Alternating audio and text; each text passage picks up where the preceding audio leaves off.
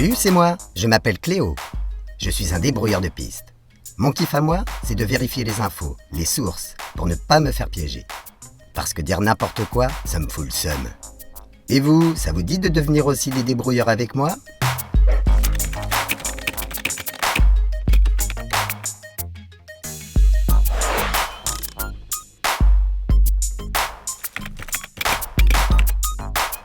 Je vais juste vous raconter pourquoi j'ai décidé de devenir un débrouilleur de pistes et pas un embrouilleur d'infos. Voilà l'histoire qui m'est arrivée, et franchement, ça m'a pas fait marrer. Je me baladais avec mon pote Alexandro. Une voiture passe et roule dans une grosse flaque d'eau. Et paf, je me retrouve trempé de la tête aux pieds.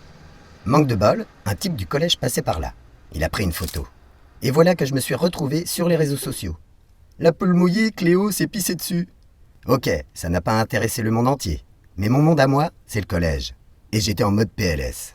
Être expert de l'info, c'est comme être détective.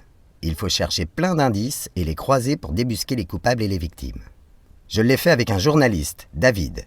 Il a plein de trucs et astuces pour faire avancer l'enquête. Bonjour Cléo. Alors je vais vous donner 2 exemples pour mieux cerner cet univers des intox, des canulars et des pièges à clics. Vous connaissez le Gorafi ? En 2016, ce site publiait une interview d'Emmanuel Macron, qui était alors candidat à l'élection présidentielle. L'article avait pour titre « Quand je serre la main d'un pauvre, je me sens sale pour toute la journée ».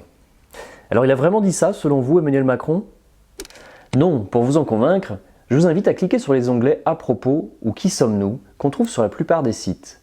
Là, vous aurez des indications sur l'auteur du message.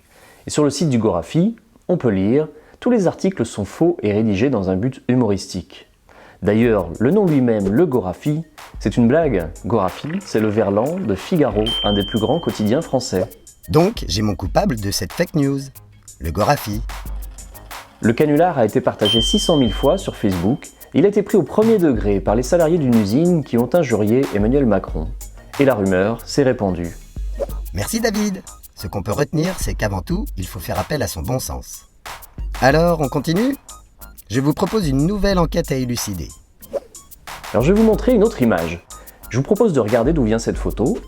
Prenez un moteur de recherche d'images, le plus connu c'est Google Images. Vous faites un clic droit sur la photo et vous copiez l'adresse de l'image. Ouvrez ensuite une autre fenêtre, tapez Google Images et vous allez cliquer sur le petit appareil photo. Là, vous collez l'adresse de l'image et vous allez pouvoir retrouver d'où vient cette photo. On apprend ici que cette photo n'a rien à voir avec une agression, mais elle est tirée d'un tournage de film. Mais David, il n'y a pas que Google dans la vie. La plupart du temps, des journalistes auront décrypté ces fausses nouvelles avant vous. C'est ce qu'on appelle le fact-checking. Beaucoup de sites proposent ce type de rubrique. Sur celui de Libération, Check News, vous pouvez carrément poser votre question pour savoir si l'info est vraie ou fausse. Et aussi, vous pouvez poser des questions sur Messenger via le compte Les Décodeurs du Monde. Merci David. Grâce à ces outils, on va pouvoir élucider pas mal d'enquêtes. Il en existe bien d'autres. Mais l'essentiel est de toujours garder votre bon sens et votre esprit critique. À bientôt!